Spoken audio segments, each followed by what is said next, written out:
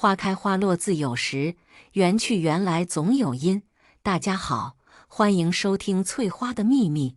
公公从外面回来的时候，婆婆正和我看着腹肌男的照片。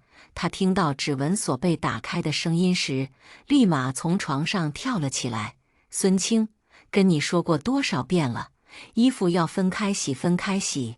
你看看你，把我白衣服洗得五颜六色的。还有，你整天待在家里无所事事，也不知道去找份工作，真不知道我儿子娶你回来干什么的，天天好吃懒做，跟头猪一样。他边骂着我，边往客厅瞟。我努力地挤出来2行泪，委屈巴巴地说：“妈，都是我不好。以前在家里，我从来没洗过衣服。既然衣服洗坏了，明天我给你买件新的吧。新的，新的。你成天就知道买买买。我儿子挣那点钱，早晚都要被你给败光。”婆婆做事想要打我，刚好公公进来了。她看了婆婆一眼，又看了看哭得梨花带雨的我。行了行了，不就是一件衣服吗？青儿来，拿着，明日你跟你婆婆多去买几身衣服和几个包包。今日委屈你了，别哭了，来擦擦泪。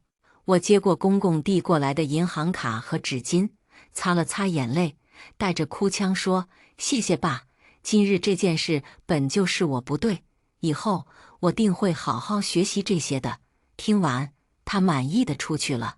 婆婆跟在她身后，走到门口时，又回头对我眨了眨眼。晚上我要出去应酬，你把我那套黑色西装取出来，再给我搭配一条合适的领带。公公像命令用人一样，指挥着婆婆。婆婆把衣服找出来时，看到公公正打着发胶，喷着香水。你应酬打扮得这么花枝招展的干什么？还喷香水？婆婆质问着公公。佛靠金装，人靠衣装。你以为那些单子我是怎么谈成的？光靠一张嘴呀！你一个妇道人家懂什么？说完，公公换好衣服，看都没看婆婆一眼就出去了。我站在婆婆身后，想伸手安慰她，她摆摆手，转身去酒柜开了一瓶红酒，递给我了一杯。半年前她开始健身，开始打扮自己，我猜十有八九她是谈恋爱了。我派人调查了，她的白月光苏楠楠正是半年前回的国。我跟她结婚30年来，无论我怎么努力，一直都走不进她的心里。她也从来没有把我当妻子过，在她眼里，我更像是个佣人。婆婆自嘲地笑了笑，大口喝着酒。她跟公公是家族联姻，这段婚姻更多的是利益结合。当年公公有一个青梅竹马的恋人，被他父母强行分开了。后来不知他父母用了什么手段，公公应下了这门亲事。只是婚后，他把对父母控制他婚姻的恨发泄到了婆婆身上。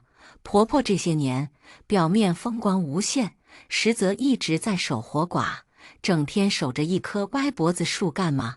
咱们不是说好了，一起去泰国，跟美男在池中戏水，摸腹肌，过纸醉金迷的生活吗？我搂着婆婆，在月光的陪衬下，一杯又一杯地喝着酸楚的酒。今年是我跟李彻结婚的第2年，大部分时间我都在独守空房。结婚的时候，我才知道李彻有一个十分要好的女兄弟，他俩好到可以喝一瓶水，吃一碗饭，睡一张床。甚至结婚那天，他女兄弟说想睡我们的婚房，李彻都差点同意了。不是婆婆出面训斥了他俩，估计现在我也不会坐在这里。婚后不久，李彻就和他的女兄弟方好好合开了一家公司。他们经常借着应酬的名义，在各个酒吧蹦迪欢愉，又在出差的时候打卡每个城市的网红景点。他以为他做得很隐蔽，我也以为他是为了这个家早出晚归，不辞辛劳。直到婆婆拿着他和方好好在酒吧搂坐在一起接吻的照片给我看，我才明白，和我结婚也不过是他们推的一环。知道真相的那一晚，我拉着婆婆去酒吧喝到了深夜。青儿，你跟我一样傻，当年我也如你这般，对男人的虚情假意深信不疑。直到我无意中看到他为苏楠楠做的一切，我才明白，他并不是不浪漫，也并不是不懂女人，只是他做那些的对象不是我而已。我的婆婆虽年过半百，但仍旧风韵犹存。我拉着她在舞池中尽情地扭动身躯，借着酒劲，我在她耳边说：“不如我们一起离婚吧。”她先是愣了一下，思考了半晌，回答我说：“好，我早想这么干了。”在绚烂的灯光底，我们找到了人生的另一条路。公公带着苏楠楠回家的这天，婆婆正给她炖参汤。之欢，楠楠她得了癌症，回国治疗的这段时间，暂时住在我们家。你也知道，她很小的时候就没了家人，在这里，她只有我了。这是第一次，公公叫婆婆的名字，却是为了另一个女人。我看见婆婆拿着汤勺的手在颤抖，眼里闪过泪花。不过片刻，她又恢复了冷静，略带试探地说：“那我去把2楼主卧收拾出来，那张床睡得舒服些，也方便你照顾她。”公公听到后，连夸婆婆思虑周全，是个善解人意的好妻子，又说着能娶到她是她一生的福气。明明这么动人的情话，听到耳朵里却直扎人的心，戳人的骨。从那以后，公公就很少应酬，他一有时间就回来给苏楠楠煲汤，为她捶肩捏腿。我经常听到公公在她面前哭：“楠楠，都怪我，要是当初我勇敢一点，你也不用吃那么多苦，以后我不会让你受一点委屈。”每当这个时候，婆婆总躲在走廊抹眼泪，怎么能不哭呢？她30年掏心掏肺为她付出，她看不见分毫。她拼尽全力想要获得的真心，却是别人唾手可得之物。她一辈子都够不着的烟火，此刻正散落在别人的窗口。青儿，我究竟哪里比不上她？婆婆泪眼婆娑地问着我。论才貌，论能力，论贤淑，我的婆婆都是数1数2的。只是人生就是这样，出场顺序决定了一切。在我心里，你是世上最好的婆婆，但爱情这个东西，并不是你我能看透的。既看不透，我们又何必为此伤脑筋呢？他看不到你的美，以后自有人能看到。我不知道是在安慰他，还是在安慰我自己。我只知道，从这天以后，婆婆便没再流一滴泪了。青儿，我刚刚听到苏楠楠跟李景修说想嫁给他，我估摸着如今正是我提要求最好的时机。趁着现在他对我心怀愧疚，趁着他们还爱得正浓，你准备好了吗？我先闹还是你先闹？婆婆推开我的房门，伏在我耳边轻轻地说。我思索了片刻，告诉她，我还差点证据，要不你先。公公跟婆婆摊开讲要娶苏楠楠的时候，婆婆哭了好一阵。之欢，对不起，你知道的，当年我们结婚不过是逢场作戏，这么多年，我爱的一直是楠楠。我知道是我愧对你，有什么要求你尽管提，我都会满足你。婆婆闻言擦干眼泪，向她诉说着这30年自己是如何为这个家操心，又是如何爱她，为她蹉跎了大好年华，听得公公愈加愧疚难当。于是公公把他的大半财产都给了婆婆。婆婆收拾东西准备离家的这天，李彻回来了。她好像并不意外她爸妈会离婚，她跟婆婆的感情一直很寡淡。据我婆婆说，当年生下她后，公公就安排了自己的爸妈和月嫂过来。她的婆婆强势霸道，在家里说一不二，看出自己儿子并不喜欢这个媳妇后，经常在李彻面前说他坏话。一来二去，李彻也变得和他父亲一样，对他的态度越来越差，一直把他当佣人使唤。小时候更是一不如意就对她拳打脚踢。见婆婆已经收拾好东西准备走了，李彻只看了一眼就回了房。婆婆看着她的背影，心有不忍。对这个儿子，她虽有愧疚，但无能为力。我在门口抱了抱她，在酒店等我，这周之内我就能处理完过来找你。婆婆给了我一个心领神会的眼神后，就上车走了。我回房看见李彻在收拾东西。你又要出差吗？我倚在门框处问他。这次要出国，可能要半年多才会回来。说这话时，他头都没抬一下。那你什么时候走？我尽量装得镇静。后天吧。明天爸不是要给苏怡办婚礼吗？我参加完再走。后天就走，那我得抓紧时间了。李景修为苏楠楠举办了一场隆重的婚礼，站在聚光灯下，他为了他爱了半辈子的女孩，单膝跪地戴上了钻戒。他们在台上说：“此生不负，愿君常伴。”如果不是我先入为主的去审视这段婚外情，说不定我也会像席间的人们一样，感叹这对命苦的鸳鸯终于在年过半百的时候如愿以偿。晚上，李景修看到我特意放在餐桌上的那些李彻和方好好的照片时，阴沉着脸：“李彻，这些你怎么解释？”李景修把照片甩在李彻脸上的时候，李彻并没有闪躲，而我在一旁哭得撕心裂肺。就是你们看到的那样，我出轨了，我爱的人一直是方好好。既然你们都看到了，那我也不装了，离婚吧，孙清。李彻面无表情地说完，李景修一个巴掌拍在了他脸上：“你这个逆子，当初是你跪在我们面前说要娶青青的，如今你又说你爱上了别人，你当爱情是儿戏吗？”听到这句，李彻怒了，他冲着李景修吼道：“你不要在我面前装清高，爱情不是儿戏，婚姻是儿戏吗？你自己做的这些我都不好意思说，你还反过来教训我，你有什么资格来教训我？”说完，他提起行李就甩门出去了。李景修被他气得摔了很多东西，苏楠楠只好不断安抚他。我见此也只好悻悻地回了房，躺在床上急得不行。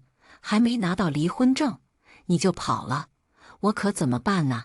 我还在思考怎么进行下一步，就接到李彻给我打的电话：“拿好身份证，到民政局来。”电话那头传来冷冷的声音：“真是甚合我意呀！”我赶紧收拾东西，跑去找他。到达民政局的时候，他和方好好站在门口等我，一切都进行得很顺利。他甚至提前准备了我们感情破裂的证据。我拿着离婚证，看着他们离去的背影，暗自伤神。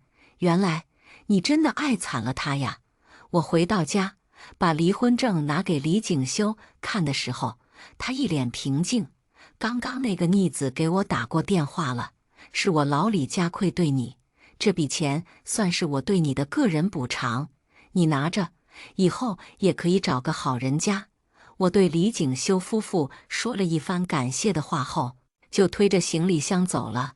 真是恍如隔世，昨天李彻还捧着鲜花跪在我身前求我嫁给他，今天我就拿着离婚证独自离开，真是军心难测。爱像一阵风，来得快去得也快。我和婆婆先后2天离了婚，我们躺在酒店里，大声骂着李氏父子无情自私，并祝他们爱到最后像我们一样都是一场空。我们过了一段极其潇洒的日子。我们去了马达加斯加，在冰冷的海水里抓了许多大龙虾，婆婆给我做了龙虾宴。我给婆婆点了5个腹肌美男捏背，她夸我懂事，我赞她厨艺一绝。我们在普罗旺斯最美的山谷里大声欢呼。在巴厘岛，我给婆婆拍了人生照片。在威尼斯，我们领略到了诗人笔下的浪漫。长达半年时间，我们都环游在世界，我们内心的伤痛也渐渐被大自然的壮阔抚平。回国的那天，婆婆看着我说：“青青，我想去学唱歌，这是我少时的梦想。”我推着行李，对她笑道：“好啊，你看你喜欢哪座城市，我们可以在那儿定居。你去学唱歌，我去开间咖啡厅或者小酒馆。”婆婆想都没想，脱口而出：“去云南吧。”我们在云南的小镇上定了居，我开了间小酒馆，清欢。我学会了调酒，给每杯酒都取了名。婆婆在唱歌方面很有天赋，学了半年就可以在我的酒馆驻唱了。她的嗓音有若幽泉击石，低沉而又磁性，吸引了不少中年粉丝。我的小酒馆生意也愈发的好了。又过了半年，婆婆在当地小火了一把，连带我的酒馆都沾了光。她从一个苦苦追爱的人，变成了一个炙手可热的新星。爱慕她的人每天都挤满了酒馆，但她从未给过谁回应。这天，我正准备睡下，她凑到我耳边说：“你答应我的，带我去泰国和腹肌猛男戏水，怎么还不兑现承诺？”我笑他是不是成天看酒馆那群老男人看腻了，要换换口味了。我就以酒馆要装修升级为由，带着婆婆去了泰国。那晚，我点了8个猛男，也实打实的体验了一回做富婆的快乐。玩到尽兴处，我和婆婆提议，我们蒙住眼睛，摸腹肌时人怎么样？她欣然接受。正摸得专心时，听到婆婆惊呼：“哪来的啤酒肚？”我也停下了手中的动作。眼前这个人肚子上那块疤，我好像在哪儿摸过。待我们扯下眼罩，看到了站在跟前的李氏父子时，突然觉得一阵恶心。全场无声，猛男们见惯了这种场面，害怕殃及自身，都草草离场了。我打量着李彻，只1年多没见，他就瘦了这么多。不会是伤心过度吧？怎么会呢？离婚时明明他那么果断，生怕我会缠他似的。看什么？我又不是来找你的，是我爸说要来看看妈，我才跟他来的。谁知道你也在这儿啊？他没好气地跟我说：“神经病啊！你看你妈就看你妈，你站在池子里让我摸你肚子干什么？真是晦气！”我对着他的背影骂道。本来好好的一场游乐，被他父子2人扰得完全没了兴致。等我转头寻找婆婆时，她早已没了踪影。我只好回酒店等她了。等到半夜，她才回来。我赶紧上前问她，李景修找她做什么的。她倒了杯酒，站在阳台愣了许久，才开始跟我讲，原来1个月前苏楠楠病逝了。李景修在安葬好她后，就想来找婆婆了，只是那段时间公司刚好出了点状况，才拖到现在才来。之欢，听说你现在是小有名气的歌手了，以前我竟不知你还喜欢唱歌。李景修给婆婆点了杯咖啡，看着婆婆说道：“你不知道的事情还有很多，以前你哪有时间关心我呀？也只有苏楠楠死了之后，你才会想到我吧？”婆婆看着李景修皱巴巴的衬衫出神。以前家里虽有保姆阿姨，但李景修的衣服全都是婆婆亲力亲为熨烫的，她从不会让她的衬衫出现这种情况。人只有在失去之后，才会突然间明白自己以前拥有的东西有多好。苏楠楠是她的白月光。白月光慢慢的变成了范例。她死后，李景修又想起了婆婆这朵红玫瑰。婆婆刚说完，李景修就从兜里掏出1颗钻戒，跪在婆婆面前说：“之欢，以前是我错了，我原以为我爱的是苏楠楠，可是你走后，我才发现家里空落落的，楠楠她始终不及你好，我的心也在你离家的那刻活了过来。这1年，我一直活在后悔中，一到晚上就疯狂想你，想你给我做的参汤，想你每天不管多晚都会给我留1盏灯，想你每次在我喝醉后给我煮的醒酒汤，想你无论什么时候都会在家里等我。你能给我个机会弥补吗？我愿意重新追求你。我已经把公司股权全部转让了，以后就让我陪着你好吗？婆婆看着李景修眼里满满的爱意，心里竟有些嫌弃。以前她苦苦奢求的爱，如今再回到身边时，早已经时过境迁了。不知道李景修知不知道有句话叫迟来的深情比草贱。婆婆并没有伸手扶她起来，只是看着她说：“景修，我等你说爱我，等了30年。这30年，我每天都在委曲求全。我不断地问老天，究竟是我做错了什么？你要这样对我，让我一天一天在煎熬里度过。你爸妈在世时，我以为你不愿意跟我亲近，是因为你恨他们。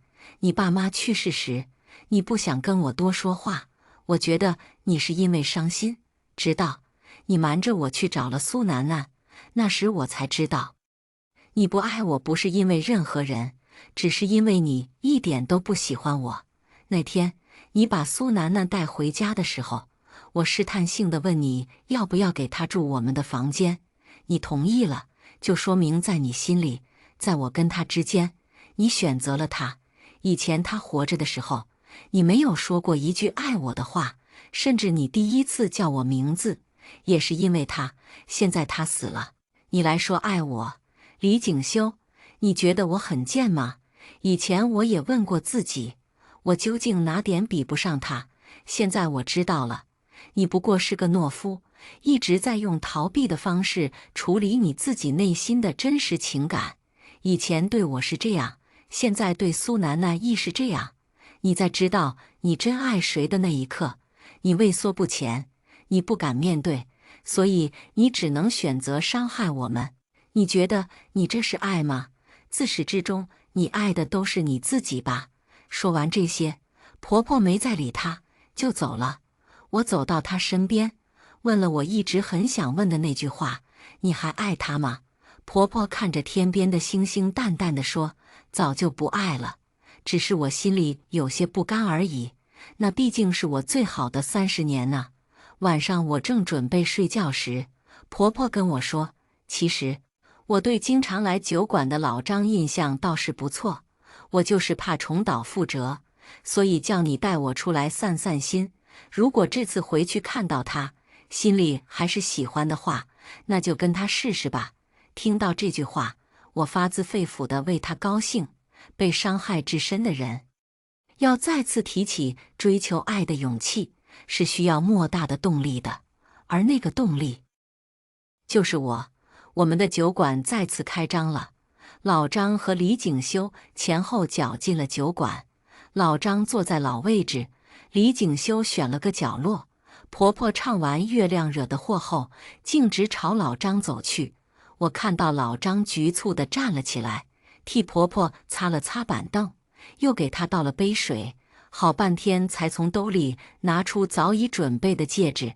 这个是我第一次见你后就去做的，听说你喜欢菊花，特意按照菊花的样式打的，不知道你喜不喜欢。婆婆看着老张羞红的脸，不禁笑了起来。她接过戒指，戴在了手上，刚好是她的尺寸。你有心了，明天有空吗？我们去洱海转转。听到婆婆邀请他，老张只顾着点头。好，明天我有空。我看着他们，脸上也洋溢起幸福的笑。老张是本地人，是个花农，他有数千亩的地，里面种满了各种花。知道婆婆喜欢菊花后，挑了100亩最好的地段，种上了各色菊花。你看，一个人若爱你，他便会使出浑身解数去爱你。婆婆和老张在一起的第2个夜晚，李景修把我们堵在了楼下。婆婆叫我先回去，我有些担心，但是我瞥见隔壁楼下老张的身影时，又放心地走了。之欢，你实在不用随便找一个人来气我，你想怎么打我骂我都行，我都认。你能不能不要像现在这样，因为跟我赌气，随随便便找个人就跟了他？婆婆被她气笑了。李景修，你会不会太自信了点？从你来找我之后，我有说过一句我还爱你的话吗？知道我为什么选老张吗？因为他是实打实的爱我。虽然我才跟他在一起2天，但是出门他会为我准备运动鞋，会记得我的口味，会支持我的爱好，会站在我身后护我周全。而你呢？说了这么几天爱我，你为我做了哪一件事？你只会两手空空的跑来告诉我你爱我，你拿嘴巴爱的吗？我已经找到能保护我的人了，你还是死了这条心吧，以后别来找我了。老张知道了会不高兴。说完，婆婆转身朝老张那边摆了摆手，就上楼了。李景修在原地站了很久，直到下起了暴雨才离开。日子本该就这样平淡地过下去的，直到方好好来找我，有空吗？我想和你聊聊。我带他去了街角的咖啡厅。李彻死了，他眼神空洞地看着远方。什么？他怎么可能死？你们又拿我寻什么乐子？这一点都不好玩。说罢，我就要起身离开。我可不想像以前一样被他们当猴耍。他从包里拿出一沓纸，甩在我手上。你自己看看，你们结婚不久，他就查出来患了绝症。医生说他只有3年的时间了，所以从那时候开始，他就在逃避你的爱。他不敢面对你，他怕你知道这个结局，会伤心会难受，所以他宁愿让你恨他。我看着方好好脸上挂的泪痕，心里五味杂陈。你别骗我了，你们的那些照片可不是 P 的，我都看见了。还有我们结婚那天，你说你想睡我们的婚房，他也没拒绝，他明明是爱你的。方好好擦了擦眼泪，继续说道：他如果爱我，娶的就不会是你。我跟他认识了15年，我从小就喜欢他。别人说我是他的舔狗，说我是汉子婊，我都不在乎，只要我能陪在他身边就好。直到他遇见了你，他开始有意无意地跟我保持距离，也不愿意多跟我说话。我是恨你啊，所以你们结婚那天，我说我要睡你们婚床，就是想恶心一下你。你知道为什么他不能拒绝吗？因为他欠我一条命。他15岁的时候患上了抑郁症，我看到他在河边想淹死自己，他的头都已经被水淹没了。我发了疯似的跑，不顾一切跳下水救起了他，自己却差一点被淹死。好在路过的行人把我拖了上来，我陪他去看心理医生，陪他度过人生中最灰暗的阶段。他说他欠我的，以后只要我拿这个条件说事，上刀山下火海他都会帮我。但只有一点，他不能娶我，因为他不喜欢我。那天是我伏在他耳边跟他说，我就要做这一件事，他没同意也没拒绝，但我成功恶心到你了。后来你们结婚后，他查出绝症，他怕他死后你伤心欲绝，做出伤害自己的行为，所以他让我陪他演戏。你看到的那些照片，都是我们想让你看到的。他想让你恨他，让你把他忘记。他不常回家，是害怕你听到他因为身体痛苦发出的哼鸣。他每次出差也是去化疗，上次去国外也是因为国内医生控制不住他的病情了，才要去国外的。上次他回来看你的时候就已经不行了，医生不准他外出，但是他还是执意要来看你最后一眼。你上次没发现吗？他因为化疗已经瘦的只有皮包骨了。我这才想起上次见他，明明是很热的天气，他还穿着长袖长裤，而且戴了帽子。原来那时候他就已经快油尽灯枯了，一股窒息的痛意袭击着我。我一直以为我已经忘了，但是我的心并没有将他踢出去。难怪我每次看到腹肌猛男都没有春心荡漾的感觉。他在昆明西山区给你买了一套房子，这是钥匙，你有空就去看看吧。方好好把钥匙给我后，就背着包走了。我打了个车去昆明，开门的那刻，我哽咽了。这个房子的装修风格是我决定嫁给他的那刻跟他说过的。我看着屋里的每一件家具，想象着他装修时候的心情。我看到桌上有2个礼物盒和一个信封，扫码关注，畅读不设限。我含着泪拆开了信，青青，你看到这封信的时候，我可能已经不在了，但是你不要哭，我只是去另一个世界看看。我从小就没感受过爱，也不知道爱是什么。我奶奶只会控制我，要求我，我爸爸也总是不管我。可能我妈妈是唯一爱我的人吧。小时候，我特别想靠近她，但是一靠近，我奶奶就打我，就骂我妈妈。那时我并不懂妈妈为什么总是偷偷躲在屋里掉眼泪，我以为是因为我，所以我很小就学会了隐藏自己的感情。我也不敢对妈妈好，因为每对她好一次，奶奶和爸爸就骂她一次。有一年母亲节，我做了一个手工想送给她，但是当我拿回家的时候，奶奶问我送给谁的那刻，我撒谎了。我当着妈妈的面说是给奶奶的，我怕奶奶伤害我的妈妈，我只能通过这种方式爱她。但是那天她失望的眼神，把我的心刺得很痛，我难过的一晚都没睡好。后来奶奶去世了，我以为我终于可以大大方方地爱妈妈了，结果妈妈不爱我了，她总是无视我的一切。所以那年我患上了严重的抑郁症。在一次被妈妈无视之后，我想结束自己的生命，但好好救了我。那段日子有她的陪伴，我也逐渐开朗了起来。她带我去交朋友，带我去看小动物，带我去看心理医生。慢慢的，我也逐渐放弃了和妈妈亲近的念头。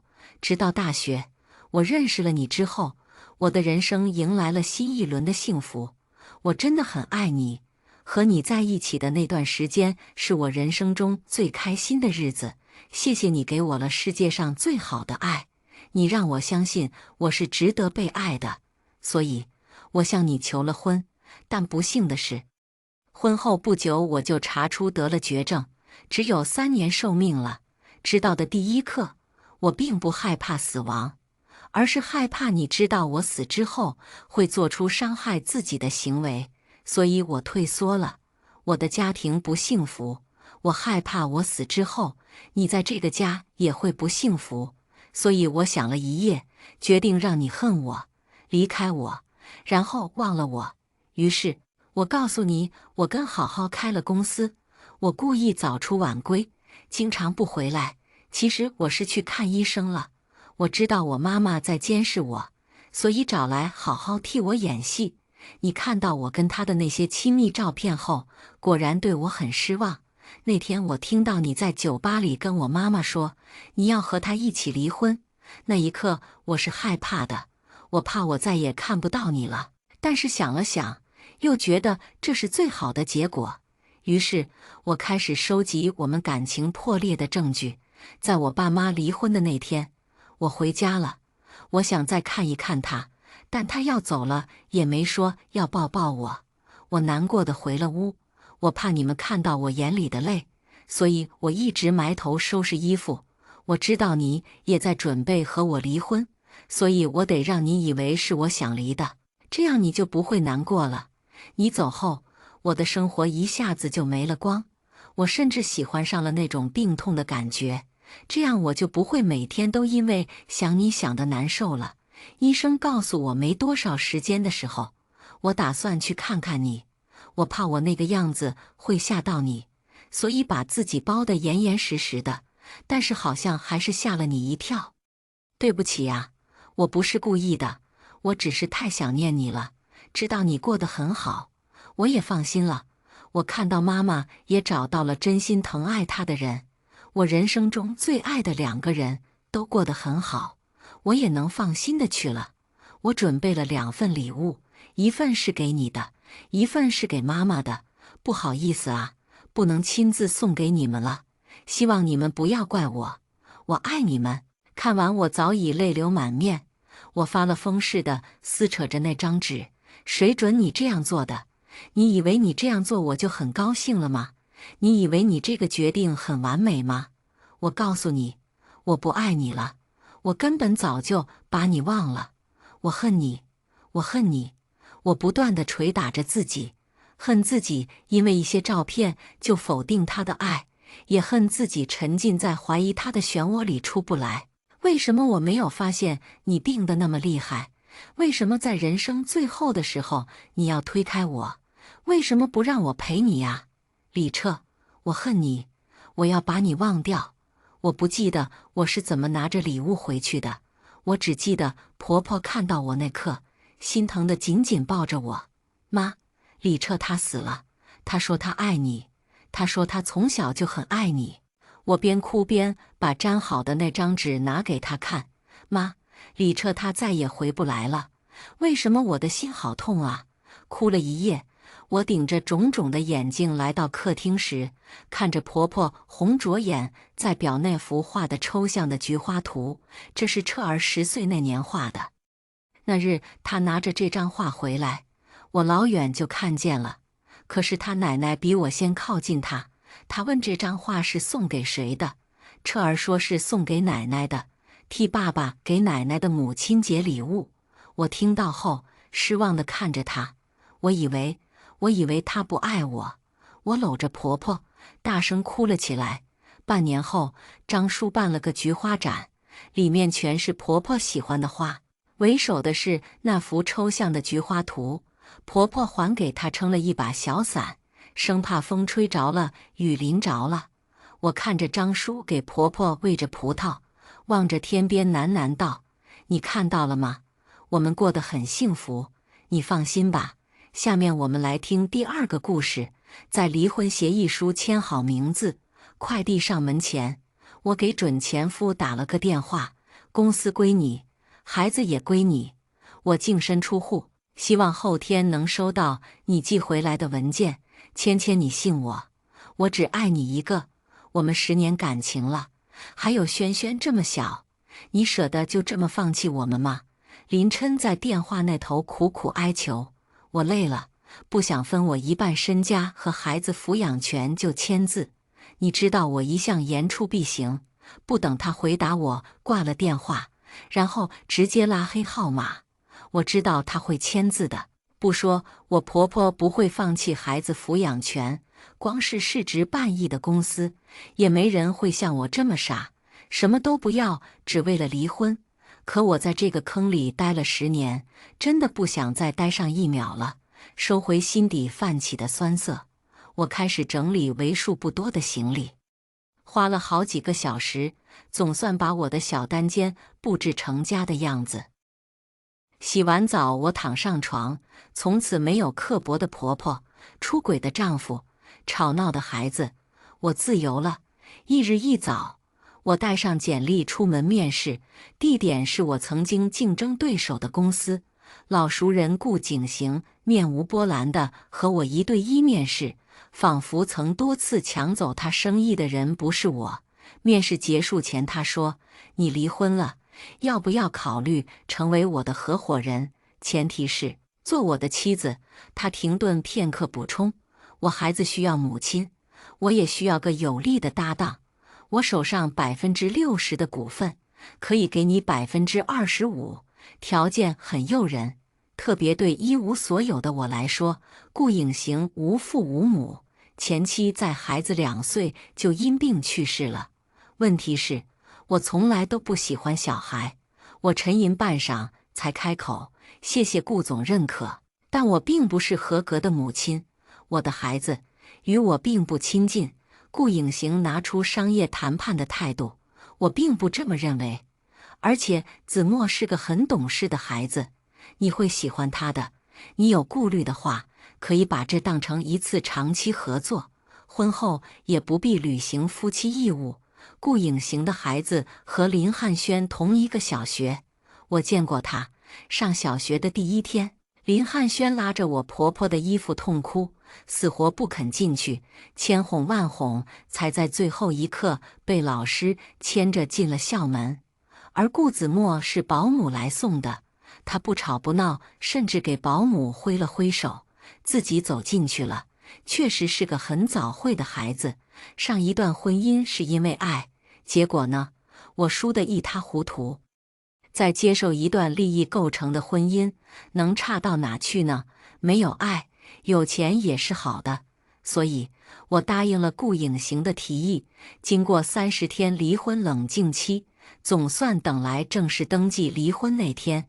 林琛很憔悴，曾经我最爱的那张帅脸，现在满脸都是胡茬，还挂着硕大的黑眼圈。一见面，他就紧张地拉起我的手：“芊芊，现在还来得及取消，我保证不会再有下次了。我们重新开始好不好？”我一阵恍惚，想起恋爱时，每次惹我生气，他就用那张俊脸可怜兮兮地看我，像被主人抛弃的小狗，而我偏偏就吃这套。结婚那天，阳光下他的嘴角就没下来过。都说娶到心爱的人就像打了胜仗，大家都说他开心傻了。再后来，我意外怀孕，他也体贴入微地照顾我，生怕我磕着碰着。是什么时候变了呢？可能是我们工作越来越忙，相处时不是有孩子，就是有婆婆在，也可能是我更在乎工作，不够温柔小意，也不像以前一样迁就他。所有当性格温驯，从未被婚姻蹉跎，依旧光彩夺人的李心怡出现，他就不自主地被她吸引，就像当年对我一见钟情那样。思及此，我的心像是冻进了冰窖般，瞬间清醒了。别说傻话，都结束了。闻言，他的眼神越发暗淡了，如同行尸般办好了离婚手续。离开时，他还想说些什么，顾影行出现了。他是来和我登记结婚的。我告知他离婚的日子，他说既然是合作，干脆快一点，离婚当天就办好结婚登记。我没有异议，但当顾影行告诉林琛时，他像疯了一样，眼眶通红，神色狰狞。芊芊，你是为了报复我才和他结婚吗？我神色冷静，不是，我不恨你，也没想报复你，我的事也与你无关了。说完，我不顾他颓然的神情，拉着顾影行走了。排队时，我们核对好合作协议，双方签字后再进行结婚登记流程。这更让我觉得只是合作，而不是真的再婚了。直到把我的行李搬到顾家别墅，看到那和顾影行一个模子刻出来的孩子时，我才有一丝当别人后妈的真实感。特别是他毫无心理负担地开口喊我妈妈，像顾影行说的，这是一个很懂事的孩子，小年纪却特别老成。在我们应酬晚归时，他会吩咐厨房备好醒酒汤，甚至在我痛经时，他会端上红糖鸡蛋水说：“妈妈，我让黄阿姨教我做的，你喝2口。”然后爬上床，用小手生疏地给我按摩小腹。要没看到他耳朵的红晕，我真的会觉得他是在讨好我。我想起了林汉轩，那个被我婆婆宠坏了的孩子。林琛是单亲家庭，我婆婆把他拉扯长大，她紧张自己儿子，更紧张唯一的孙子，要什么给什么，直到6岁还要人喂才愿意吃饭，甚至做错事也不责骂。有一次，他恶作剧打碎了我要送重要客户的花瓶，我刚说几句，婆婆就把他护在身后，说我不配当妈，不就是一个破花瓶，值得骂孩子吗？透过婆婆的身影，我看到了林汉轩眼里明晃晃的得意。他们俩差距太大了，大到让我觉得，也许我不是不喜欢孩子，是不喜欢熊孩子。所以当看到顾子墨上学前那眼巴巴的神情，我没忍住提出送他上学。顾影行略微惊讶地挑眉，顾子墨眼睛瞬间亮了起来，想靠近又不敢上前。我主动牵起他的小手，带上了车。以前我也送林汉轩去上学，但婆婆每次都防贼一样抱着孩子，久了我也就不再送了。下了车，我把顾子墨送到校门口，刚挥手再见，身后传来一道惊喜的声音：妈妈，你是来学校看我的吗？一转身，就见林汉轩冲过来抱住我的小腿，这一撞颇有冲击力，我倒退好几步才稳住，蹲下来认真对他道：我不是你妈妈了，李心怡才是。顾子墨小脸紧绷，想扯开林汉轩：你放开，你弄疼妈妈了。林汉轩放开我，转而狠狠地把顾子墨推倒在地，坐在地上呜呜大哭起来。你乱说，这是我妈妈，妈妈你不要我了吗？我连忙扶起顾子墨，紧张道：没事吧？妈妈送你去医院。林汉轩哭得更凶了。我看向旁边一直默不作声的林琛，林先生不打算管一下自己的孩子吗？他闻言像是受到打击，身子晃了晃，一脸难过地看着我。妈妈，我没事的，没摔痛。顾子墨的小手紧紧拉住我。好，你先去上学，有不舒服一定和老师说。我摸摸他的头，他很懂事，没多问，直接进学校了。林汉轩见没人哄他，也不哭了，自己爬起来跑到我跟前：妈妈，我乖乖上学，你别生气了，到底是自己生的。我拿出纸巾，弯腰给他擦了脸，送到一脸尴尬的老师面前：麻烦老师了。林汉轩许是怕我再说不是他妈妈，一步三回头，但还是乖顺地跟老师进门了。我舒了口气，偏头看向林琛：我们谈谈吧。父母早亡，我是被大2轮的哥哥养大的，也因为我，他34才成家。嫂子不喜欢我这个拖油瓶，大学后我就鲜少回去了。一直以来，我都渴望能有个自己的家。林琛高大英俊，性格又阳光，爱上他是最自然不过的事，更别提他还追了我1年。一次土到不行的心形蜡烛告白中，他说：周芊芊，我长这么大只对你动过心，你能考虑做我女朋友吗？看着他紧张的满头大汗，我答应了。那时他眼睛亮亮的，如获至宝一样激动。他以为是足够坚定，才在一众追求者中脱颖而出，但其实早在一次课间，偶遇他轻柔地给流浪猫喂食时，我就心动了。我们谈了3年校园恋爱，一毕业就结婚。婚前我就和他谈过，我有巧克力囊肿，加上不喜欢小孩，想要丁克。当时他表情僵了瞬，但还是温柔地答应了。可婚后不久，我就发现怀孕了。就在我约好子宫切除手术的前1周，她苦苦哀求我留下孩子，说既然意外有了就是天意，加上她把婆婆接了来，招架不住2人的轮番哭诉，我妥协了。正值创业初期，我忍受孕吐的难受，即使腰酸到不行，还是每天陪她加班到12点。整个孕期我吃不好睡不好，肉眼可见的比孕前更为消瘦，硕大的肚子显得格外令人心惊。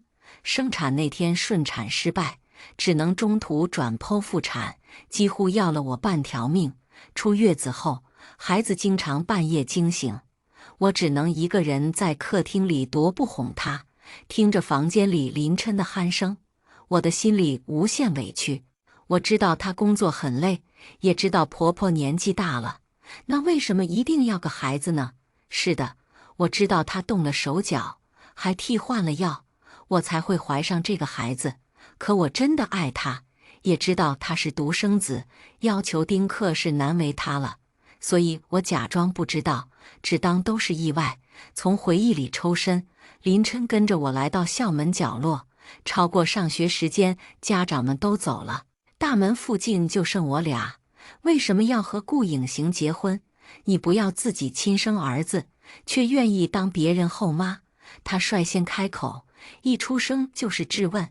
我还着手抬眼看他，这是他邀请我成为合伙人的条件，而且不是我不要自己孩子，是他有更想要的妈妈。听到我的回答，他紧绷的脸似是如释重负般舒缓下来，目光炯炯地盯着我，轩轩这些天一直哭喊着要妈妈，她很想你，我也很想你。我自嘲地笑，你说错了，你们真正想要的不都是李心怡吗？我临走前他还说要李阿姨做他妈妈，不要我了。我不喜欢孩子，诞生了就得负责。自问已经尽我所能的去管束他、教育他，但前有无限纵容的婆婆，后有投其所好的闺蜜，只会显得我这个妈妈更为讨厌。芊芊，你别说这种话，心怡是你的闺蜜，我和她不可能的。她神色痛苦，仿佛我的话狠狠地在她心口捅上一刀。可在饭局上忽略我胃不好，只给李心怡挡酒的是她，在李心怡追求者找上门，搂着她假扮男朋友的也是她，在结婚周年纪念日抛下我去接喝得烂醉的李心怡更是她。看到她故作深情的模样，我只觉反胃，冷冷地开口：我不关心你的感情生活，赡养费我照给。既然这是你千方百计求来的孩子，那就好好管教他，别让你妈养废了。说完，我不顾他震惊又慌乱的神情，坐上了顾家的车。毕业后，我和林琛借着互联网东风，研发了交友 App， 同时发展多种类型的。近几年拉到不少融资。和顾影行结婚后，他直接把旗下的相关业务放权给我，转而发展电商了。我俩工作都很忙，只能轮流去送孩子上下学。可不管我什么时候出现，林汉轩都等在校门，一看到我就开心地跑过来，和我说今天发生的事。接送的人也从婆婆变成林琛，他也识趣，只在一边看着不搭话。林汉轩想说我就听着，偶尔回应两句，接到顾子墨就走。而这时林琛总会用眼神控诉我，就不愿意陪你的孩子9点吗？认真想想，这段时间竟然是我近年来和林汉轩交流最多的日子。他小时候3天2头跑医院，有次他吊针时，我熬不住睡着，醒来发现回血了，我自责的直哭。他会给我擦掉眼泪说：妈妈，轩轩不痛，给你呼呼，你也不痛。后来婆婆总挑刺，觉得我在家做家务带孩子是在享福，而林琛在外累死累活，公司也需要我索性把孩子交给婆婆带。回去上班第1天，她哭得撕心裂肺大喊妈妈。但当我工作越来越忙，空闲时都在叫她不要挑食，不能抢别人东西，不应该事事让奶奶帮忙。她慢慢就不再喜欢我了，我抱她也会躲开，转而投入她奶奶怀里。我本来就不喜欢小孩，也不再热脸贴冷屁股，把更多精力放在工作上。直到林心怡失业，我让她来我公司工作。林琛看向她时惊艳的眼神，相处时的不自在，都提醒我两人微妙的氛围。他在我家暂住，等我忙到10点回家，只听见林汉轩房间传来其乐融融的笑声，以及李阿姨，真希望你是我妈妈。透过缝隙，我看到李心怡羞红的脸和林琛晦暗不明的神情。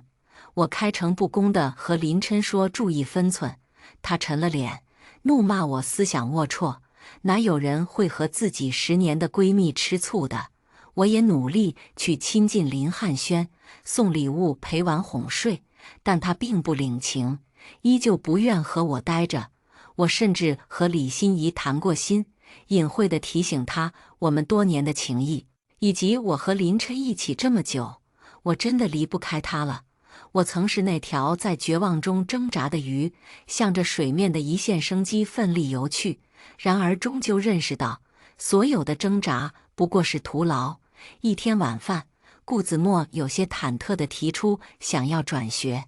我惊讶抬头，怎么了？是林汉轩欺负你了吗？不怪我这么想，他从前在学校就是小霸王，总被找家长。顾子墨头低低的，心不在焉地扒拉着饭。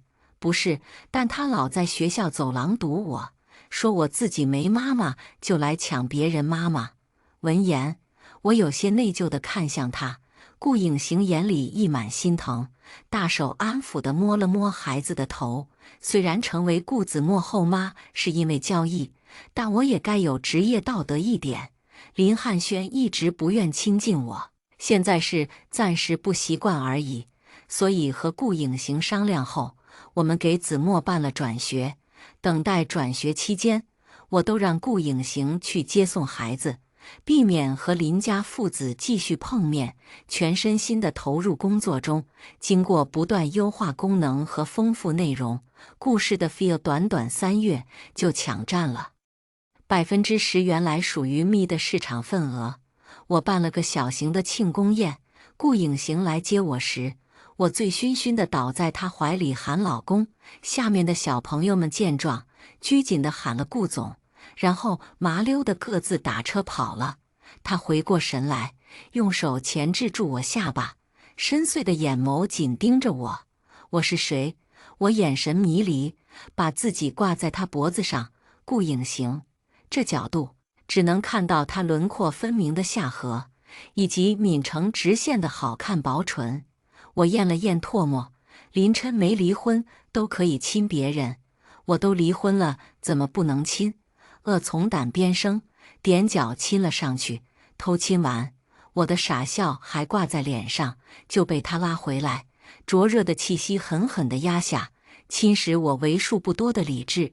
等到我快缺氧，哭着在他胸口不断推搡，他才缓缓放开我的唇。你们男人都不是好东西，你有老婆还来亲我，我前夫也是这样。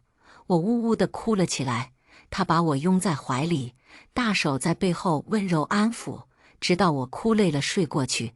失去意识前，我听到他叹气，我亲的就是自己老婆，别再想你那个死人前夫了。第二天醒来，我恨不得自己断片，可偏偏记得一清二楚，装作什么都不记得了。我下楼照常和父子俩打招呼，顾影行探究的眼神落在我身上，也假装没看见，给顾子墨递过牛奶。转学后过了几天安生日子，本打算趁周五和父子俩一起出去吃晚餐，谁知道我和顾影行刚下车，就看到林琛和他妈，还有我闺蜜李心怡，等在了新学校门口。他妈上来就劈头盖脸骂了我一通，大概意思就是我抛夫弃子上赶着攀高枝，害得他孙子不吃不喝被送到医院。林琛紧锁眉头，眼底都是失望。轩轩也是你孩子，你就这么狠心转学，连见都不愿见他。他这2天不吃不喝，一直吵着要妈妈，现在还躺在病床上。我刚想开口骂回去，李心怡泪眼婆娑地上前拉着我：芊芊，我知道你生气，可你也不能不管孩子和琛哥呀。正值放学高峰期，不少家长围观这场闹剧，忍不住窃窃私语起来，还有不少人朝我投来鄙夷的目光。好一个道德绑架！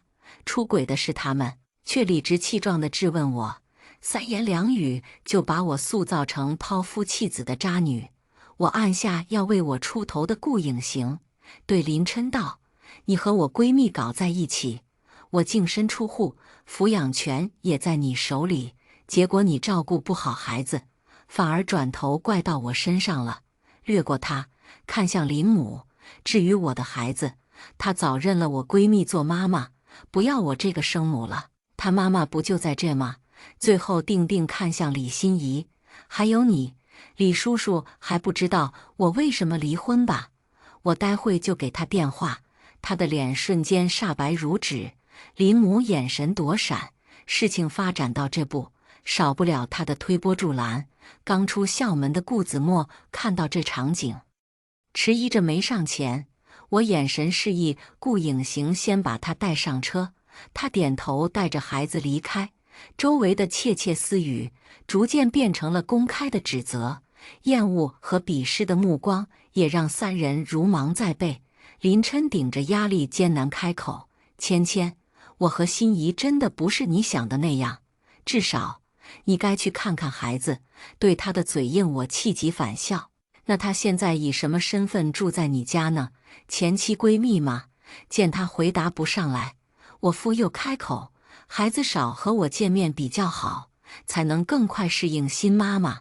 我没兴趣再和他们争论，直接转身离开了。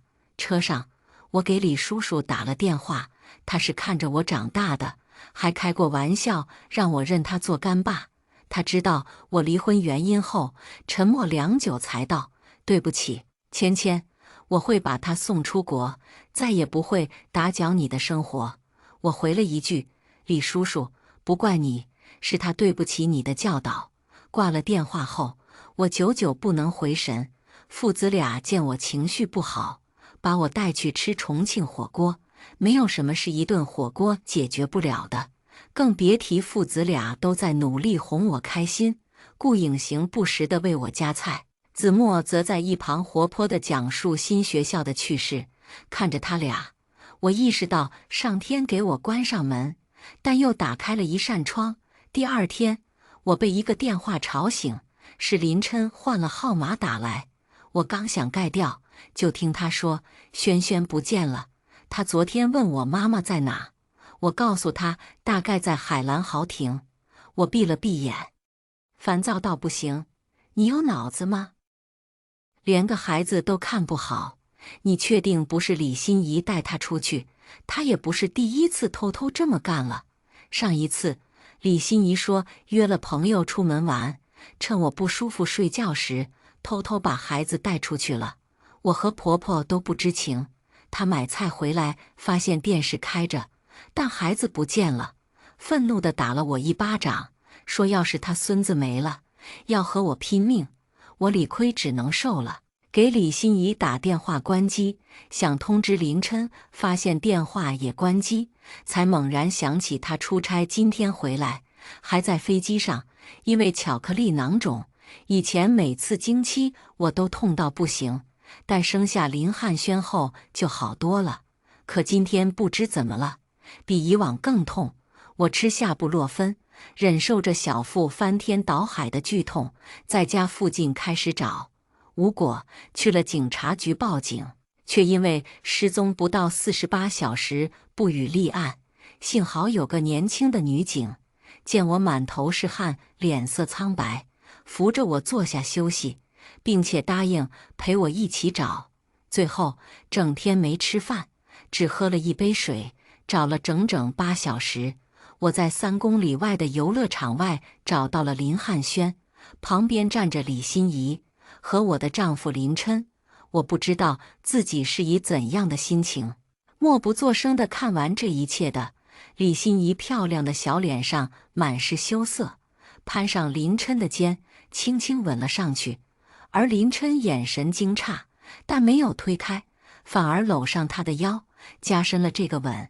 林汉轩在旁边笑着，背过身去捂住眼睛。好一个幸福的一家3口，唯美的就像是偶像剧一般。我的身体晃了晃，被女警扶住。失去意识前，我看到李心怡惨白的脸，林琛惊恐的眼神，以及他颤抖又不安地喊我芊芊。醒来后，我第一眼就看到睡在我病床边的父子俩。林琛发现我醒后，愧疚地开口：芊芊，医生说囊肿破裂，虽然没有切除子宫，但你可能无法再怀孕了。我被这个消息砸得有点懵，同时心下涌起一阵恼怒。他明知道我不会再想要孩子了，还是不愿意让医生摘除子宫，是想再赌赌几率，让我生2胎。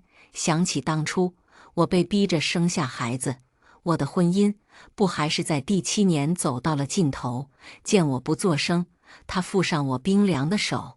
我刚下飞机就接到心仪的电话，让我去游乐场接他们。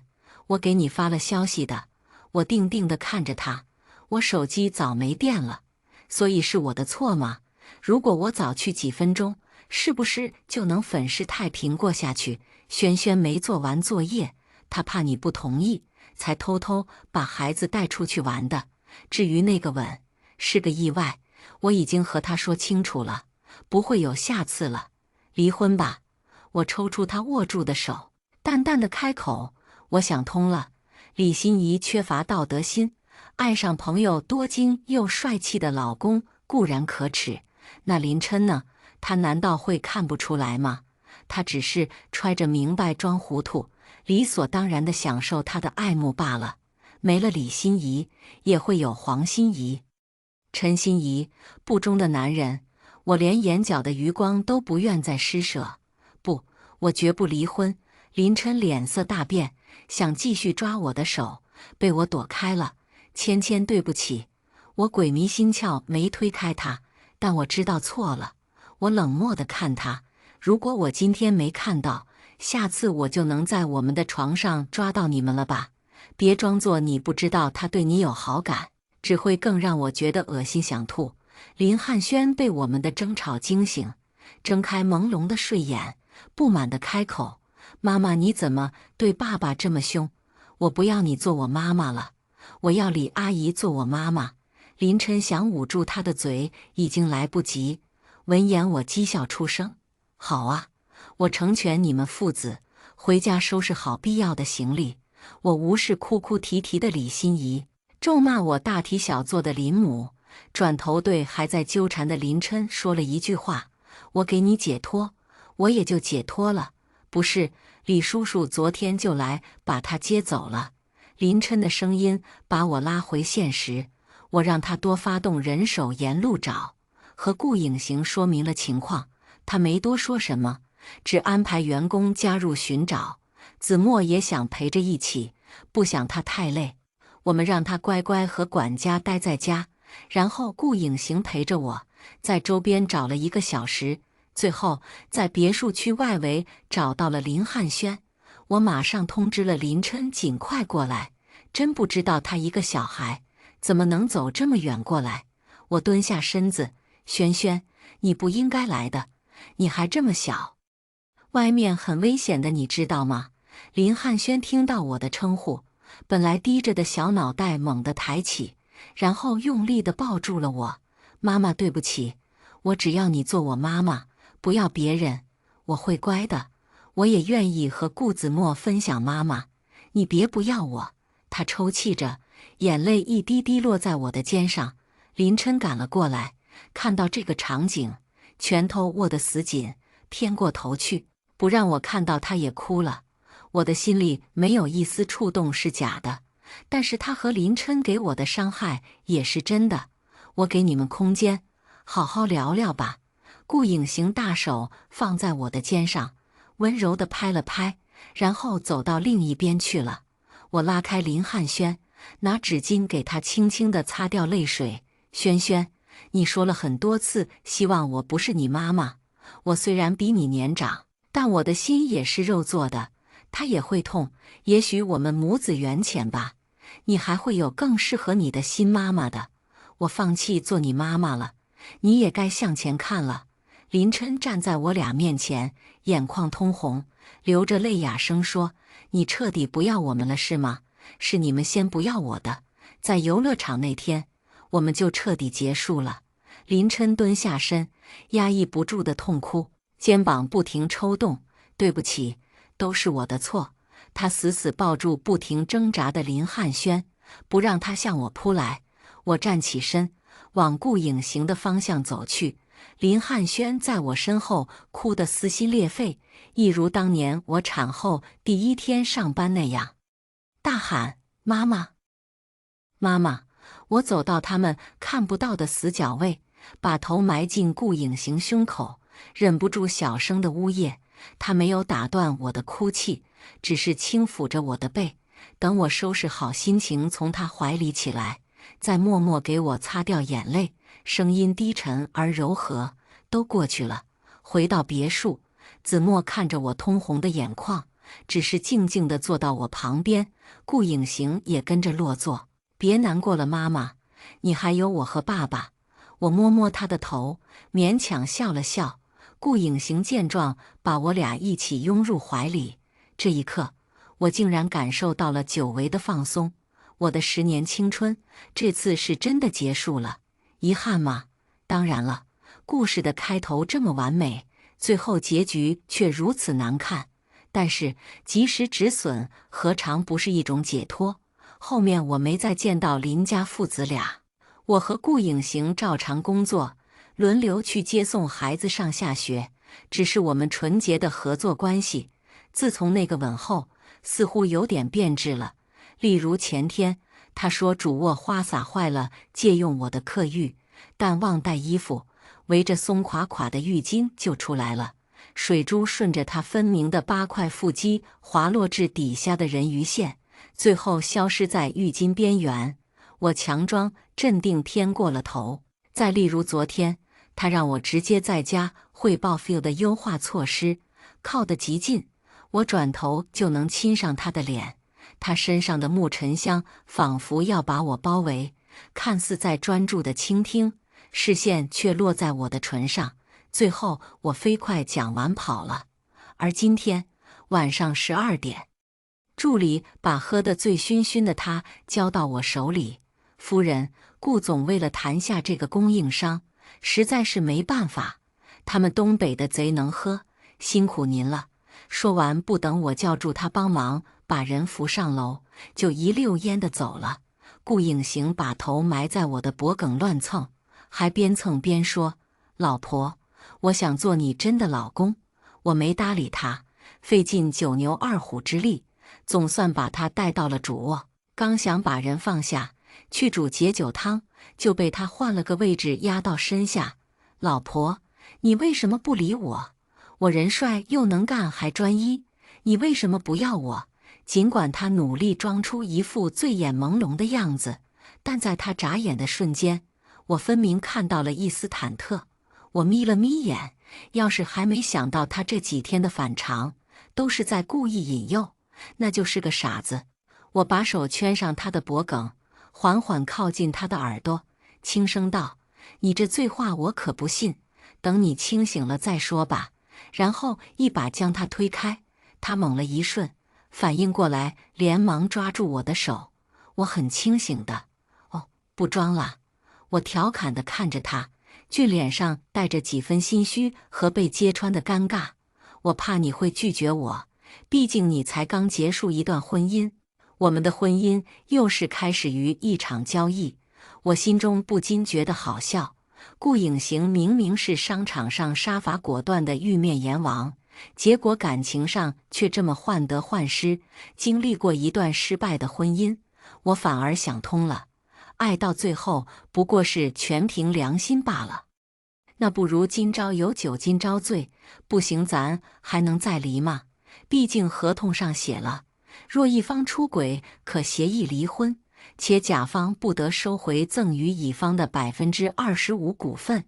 当时还觉得反正假结婚，我又不介意他有没有女人，没想到他是早有预谋。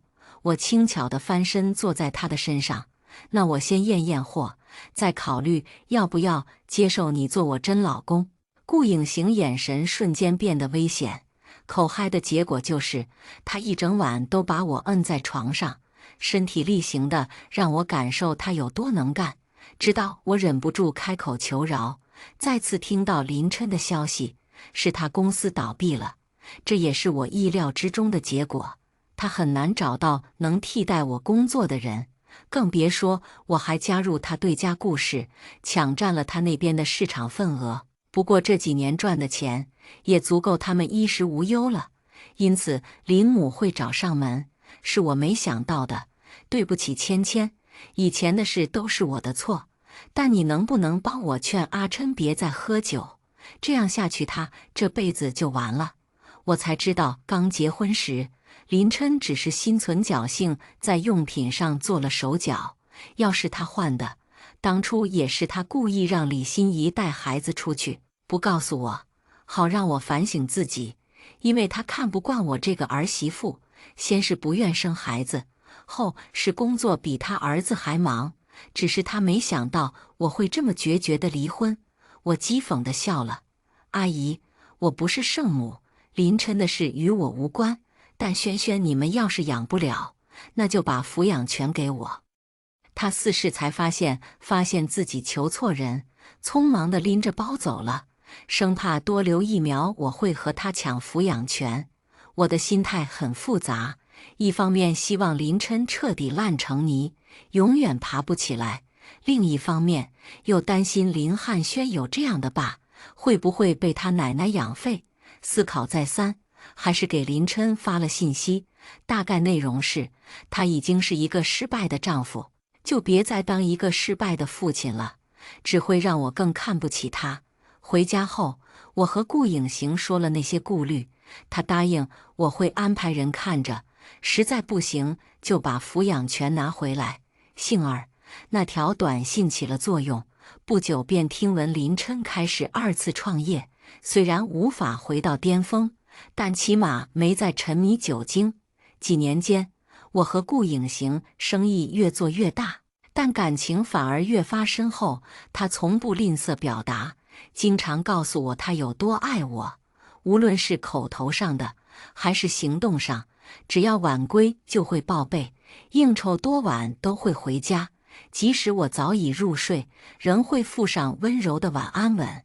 有一年我忙到忘记结婚纪念日，开门迎接我的却是捧着99朵玫瑰的子墨，以及在厨房忙碌做出6菜1汤的顾影行。